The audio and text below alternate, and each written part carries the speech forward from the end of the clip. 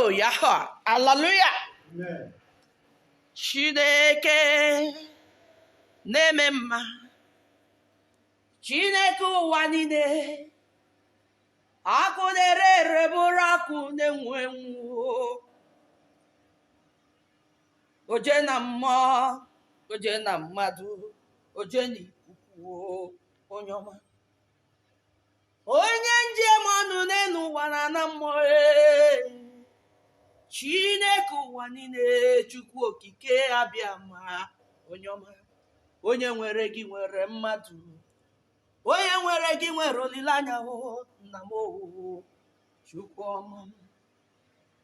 Eze ndị eze nara ekene m, papa. Onye ukwu na-eme mma nara otito. Ọ gbanyere igwe kpọọ ya nkwu, onye ukwu ka ịbụ, papa m. Eze m nara ekene m. Chukwu okike abịa ma Chineke ụwa niile, anụ ụwa niile. Onye nyere ndụ ga-adị ndụ. Onye si na ọ ga-anwụ ọnwụọ kpamkpam. Ozi dị nyere m ka m na-eje. Ọrụ idunye m ka m na-arụ, papa m. Okwute ọma na-agba mmiri ọma, oke nkume nke anaghị ehi ụra. Chineke m, eze ndị eze niile mma, papa igwe m, obi n'igwe nke ịsa na ịmara mma. Onye ukwu m, dadi m. Onye ukwu nara ekene. Chineke m nara otito. Nara ekene, dadi m nara otito. Ọ dị mma na-eme mma. Eze nara ekene m. Ọrụ idunyere m ka m na-arụ. Iji dunyere m ka m na-eje. Eze nara ekene, onye ọma. Chineke nna, Chineke ọkpara na nke mmụọ nsọ. Chineke ụwa niile, anụ ụwa niile, Chukwu okike abịa ama. Ọkụ na-enwu enwu ma bụrụ ọkụ na-ere ere. Ana m ekene gị n'ugbo ahụ a, maka na ihi na o nwere onye m ga-eji wee tụnyere gị. Okwu gị niile bụ eziokwu. Onye i nyere ndụ ga-adị ndụ. Onye ị gọziri ga-enwe ngọzi. Nna m, ebe isi m pụta kwuo okwu, na inyego m ike, na ịgọzigo m, na isi na onye m gọziri agọzi ga-enwe ngọzi. Onye m bụrụ ọnụ ga-enwe abụmọnụ. N'ime Marian Grotto Covenant Altar ka m nọ wee na-akpọkwu gị. Chukwu okike abịa ma ọgbụgba ndụ mụ na Chineke bụ ọta. Eze ndị eze. Shalom, everybody. Shalom, shalom, shalom, shalom. Praise Master Yahweh. Praise Yahushua. Hallelujah. Holy, holy Hosanna. Daddy, you are worthy to be praised. Yahweh, you are worthy to be praised. There is no one to compare with you. There is no one to compare with you. You are the Alpha and Omega.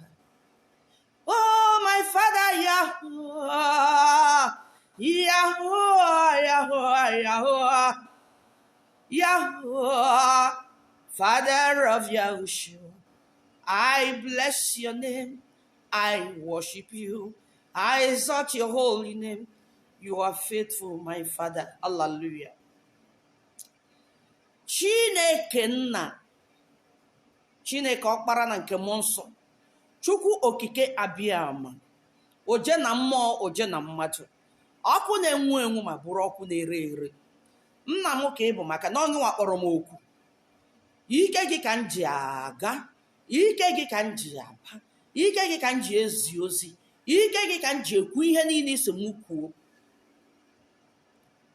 Yes, I love you, Daddy. Chukwu Nadim, I love you. Chineke Nnam, I love you. Chukwu okike abịama, I love you. Chineke ụwa niile, Chukwu okike ụwa niile, I bless your holy name.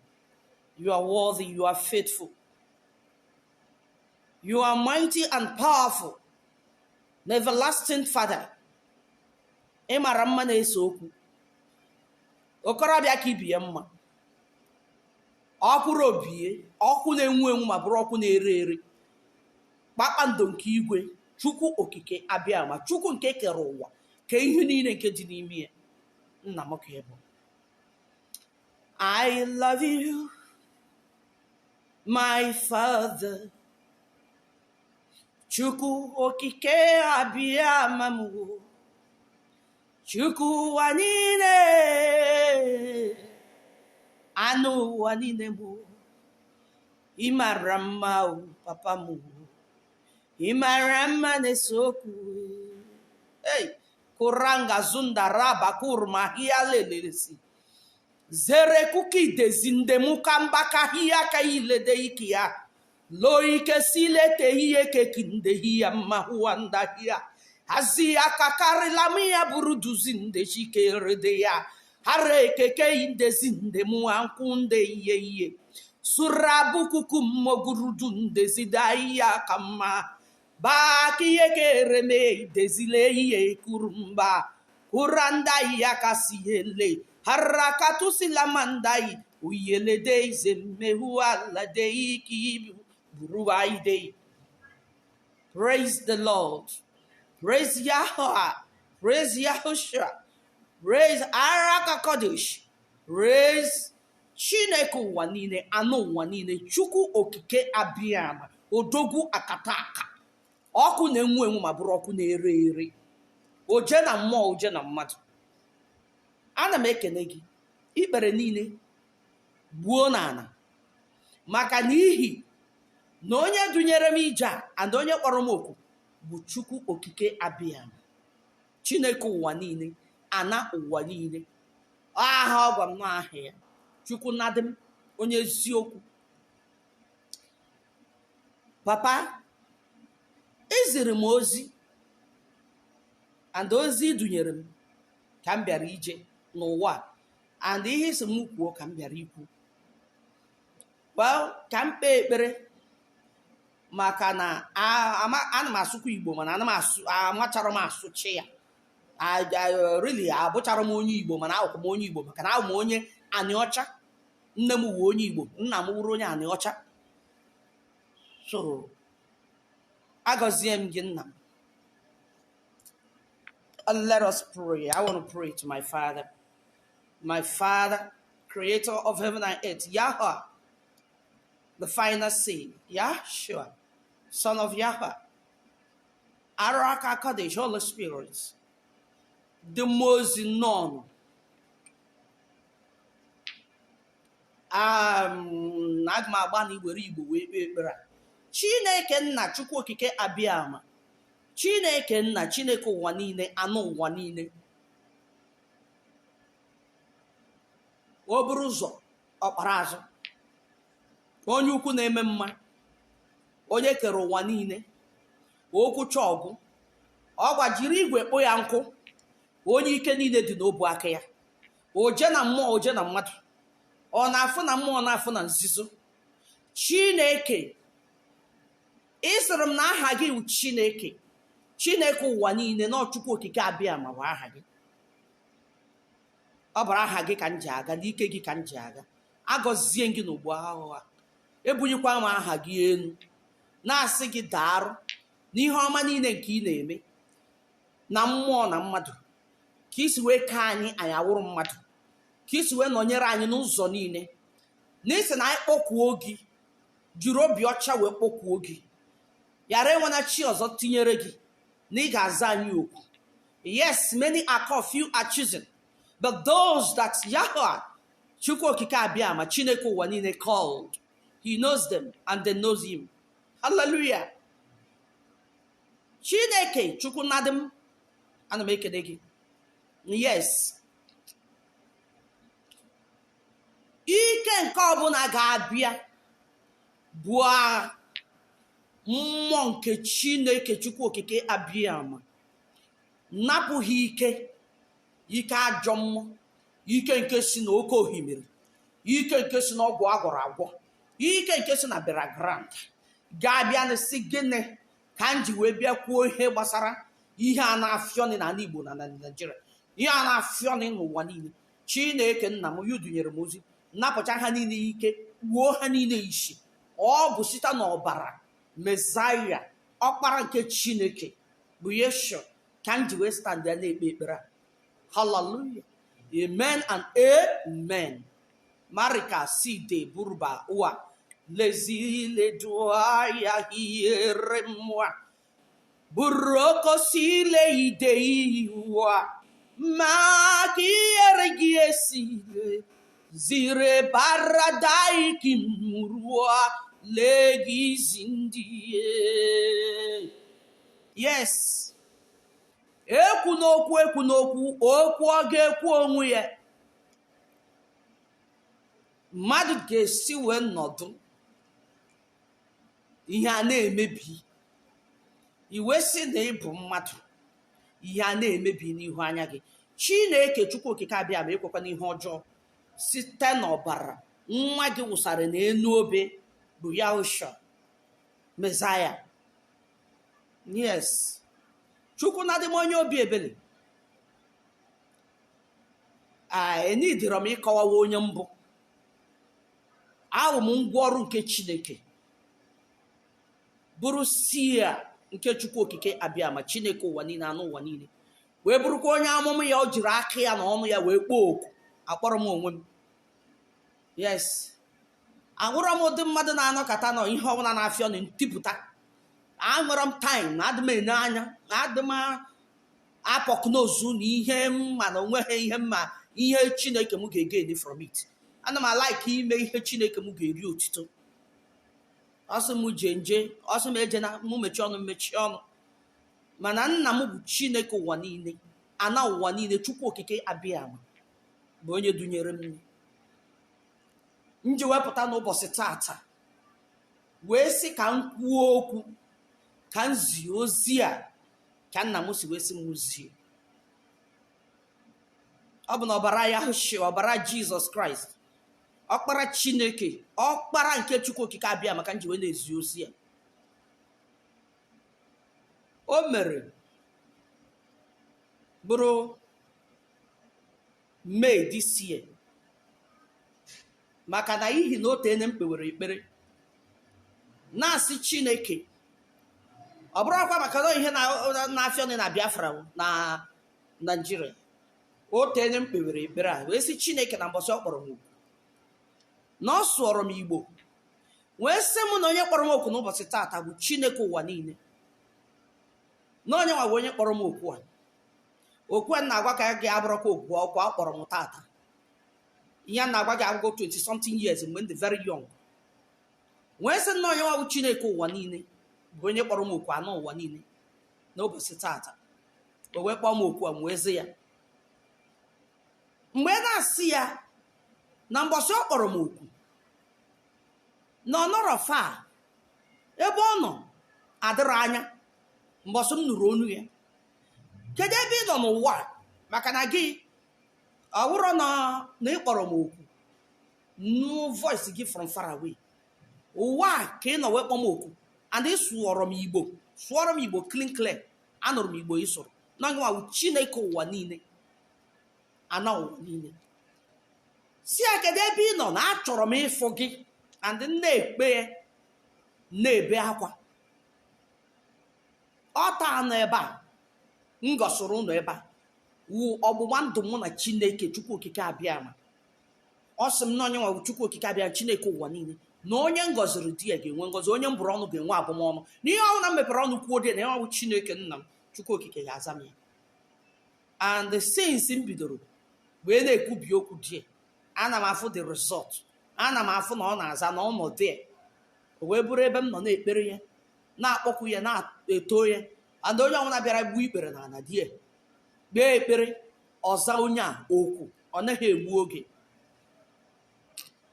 O wee sị m na ya ebunyego m onyinye a na ike a ka m wee jere ya ozi. Mgbe ebe afọ na ụwa anyị nọ n'ime ya na-agba ghara ya ka o ruru May this year, May ahụ a ka m na-ejisi ike na-egbuka ya n'Igbo. Awara m onye bekee mana m ejisi ike wee sụọ asụsụ a maka na ozi a bụ ihe gbasara ụmụ Igbo nke ọ zụrụ m gbasara ụwa niile. Aga m asụ ya na bekee ka onye ọbụla nụrụ ya, mana ọrụ I don't think na ọtata. Chineke wee sị m gbọọ m nwa m nwaanyị, nze ya nna m, ọ sị m na ya ga-edunye m on era. Nsị ebe ka ị ga-edunye m papa? Ọ sị na m meje ala Igbo. Na m ruo n'ala Igbo mụ jụọ maka onye a na-akpọ Nnamdi Kanu. Nsị a gịnị gbasakwara mụ na Nnamdi Kanu? Ọ sị m because na ihe a niile na-ada anyị na mụnwa na onwe m ga-adị involve, na aga m eso ha wee nụọ agha na ọgụ a, maka na ike ndị amụma na nyenwa Chineke ụwa niile, anụ ụwa niile, Chukwu okike abịa ma na ya ebunyego m oto ifom ịsọrọ m ndị mmadụ wee na-emechọ height, ọ na-emechọ power, ọ na-akọgheri ihe a ha na-akọgheri ndị amụma ụgha. Mgbe si ya papa, ọkwa gị nwasị mụ na ị consecrate go Sabbath 7th day na onye ọ bụ today a gara worship gị na-akpụ isi ala enye gị. Mụ tinye ya na vidio mụ broadcast ka onye ọbụla anụ ya. No Sabbath bụ aka m na-eprichi isi na onye ọbụla akwanyerụrụ gị ugwu mkpụrụ ụbọchị saa na wiki bụ Saturday na onye agaghị abata na eze gị. Na onye nwa ka m na-eprichi, nyanwa ka m na-agbasa ozi ọma, ya nwa ka m na-etichi. Nna ahụ isi mụ jewe kwe gịnị bụ ahịa ala Igbo jezie Kalu ozi, Nnamdi Kanu ana ịgwa gị eziokwu n'ihu Chukwu na ihu Chukwu okike abịa ma Chineke ụwa niile, anụ ụwa niile. Nnamdi Kanu ama m onye ọwụ, mana right from time mbido fụ ya otu mana ịntanetị na-anụ maka ya. O nwere mgbe m ji pik interest na ihe a niile na-ada anyị n'afịa ọnụ. Yes, esoro m mgbe esi na nwoke a na mụ nwa amaghị ihe ọ bịara ịrụ. Ọ dịzịa ka na mụ nwa so wee dị against ihe ọnwụ na ọ na-eme. Even mgbe a sị dat na ndị gịnị ka akpọ ha jere n'ụlọ ya chọọ ya afọrọ ya, tụtụrụ ụmụ okorobịa gbagbuo ha, yi ihe nke egwuta m nsi nwoke nke a kedu ihe a ga-akpọkwa n'ụdị ihe a biko. I was very very angry. Ruo one day nọ na-ejide ya, even before then heje that time amaghị m onye a sị na ejidoro, mana ndị bịara ekpere na nke m na-ekwu si na o nwere onye na-anụ ọgụ Biafra eme ya arrest. The only thing ejere na Chukwu okike abịa ma Chineke ụwa niile mara Groto Covenant Altar nsi Chineke aka ọbụla ji ya. Nna m isi na onye ọbụla m gọziri ebe a nwee ngọzi, onye ọbụla m bụrụ ọnụ nwa abụmọnụ. Nwa afọ Igbo a na-azọ asị na ọ na-azọ Biafra wa ka ọ napụta ụmụ Igbo. Nna m biko aka ọbụla ji ya release ndị mmụọ ozi ya ka eje agha ka a nụọrọ ya ọgụ a ka ọ pụta n'aha Yeshua. Then amarakwa m not the same person na m na-ekwu maka ya, a na-ekwu maka ya ma m si na abụọ ama m onye ọwa anyị kwute ya. O nwere somebody bịara na nke m sị m biko ama m na Chineke nyere gị ike, nye gị ike, bunye gị Maria Groto Covenant Altar n'ikwu okwu na ọ na-aza gị, biko kpee ekpere ka ụmụ Igbo nwere Biafra. M si ya na ịma anya ịnwakwasị na anwakutu ụdị okwu a na ntị m ọzọ. Yes, but I'm surprised after the whole thing. Na ihe m na-ayọ Chineke dị iche. Ihe Chineke bịaziri gwa m nsị ya papa na o dọrọ m anya bụ ozi nke a iziri m nna m, na ama m na abụ m ngwa ọrụ gị ma bụrụ nwa gị. Chineke wee sị m na mma abịa na arọ bụ Chukwu okike abịa ma na onye nwa bụ Chukwu okike abịa ma mụ bịa na arọ ma m ebe bịa bụ arọ ejenube m ahụ. Mụ nwa na onwe m abụ m onye anị ọcha, nne m wuru onye Igbo, njekwa ịnụ di n'onye Igbo. Metụ ihe ọbụla gbasara ndị Igbo ana m etinyekewe ya obi. O wee sị m na mmeje ala Igbo jee kpere, jee n'ala Igbo jee kpee ekpere n'ala Igbo. Na m ruo n'ala Igbo n'ebe m ga-eje mụ jee na nke Nnamdi Kanu na m ruo die mụ gwa aha n'onyenwa wụ Chukwu okike abịama wụ onye zitere m n'ala Igbo a na nke Nnamdi Kanu nsị a na amaghị m ebe ọ dị oke ọ sị na m sị na nke Nnamdi Kanu pụta na ọ bụ na o nwere onye mfu die mụ jụọ ọhụ ụzọ esi eje arọ na ya nwa wụ Chukwu okike abịama nọdie na-eche m ihe a na-eme na month of May this year 2000 and gịnị abịa na 2021 a nwesị oke na ihe m ga-eme wụ mgbe kpọọ some people mụ na ha na-arụ ọrụ wee gwa ha nekwa na ozi m nwetara from Chineke Chukwu okike abịa ma Chineke ụwa niile ana ụwa niile ha bịa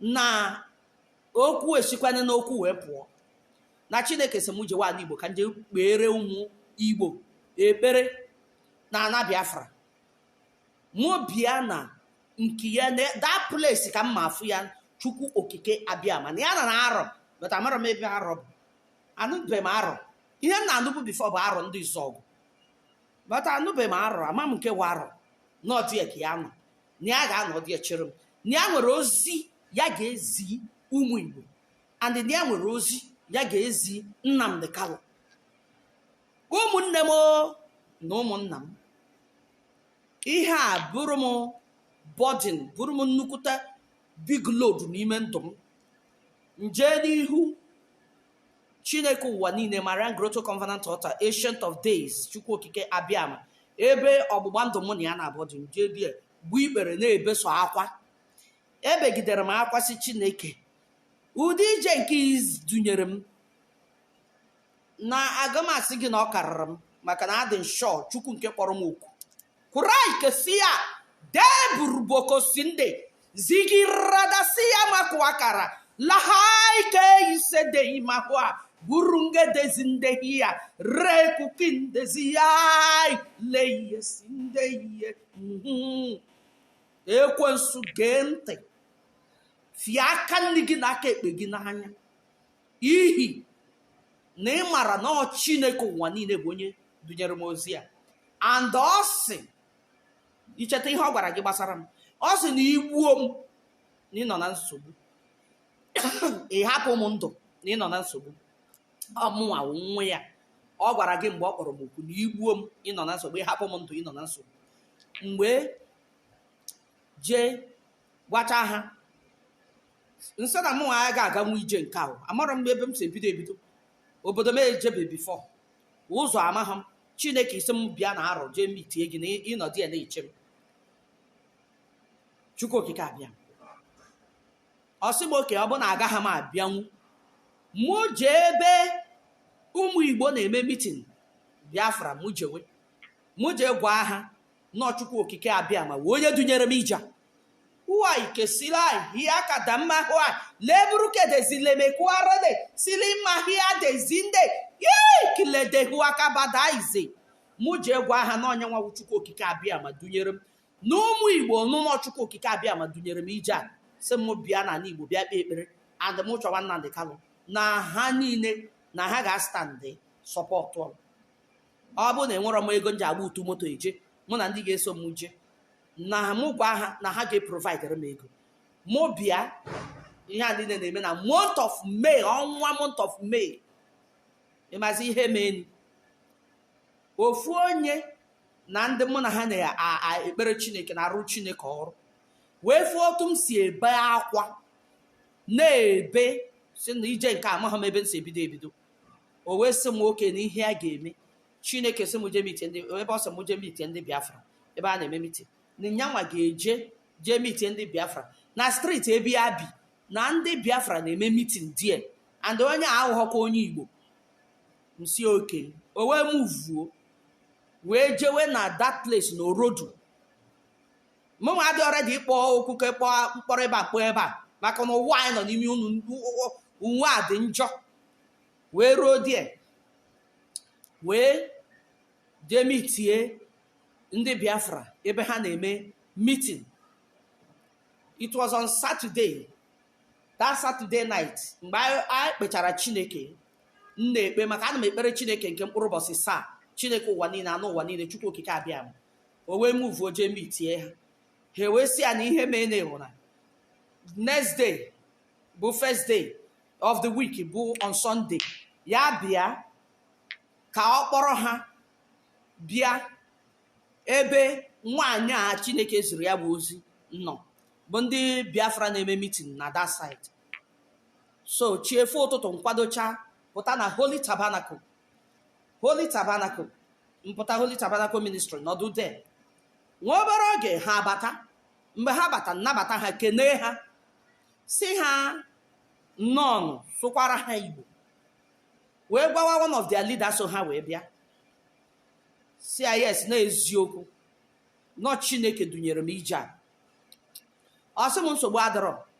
Na mgbe ha batara na street ebe a ka ha dị shocked na ebe ndị ụmụ Igbo na-eme meeting, ụmụ Biafra na-eme meeting, no very close to my house here.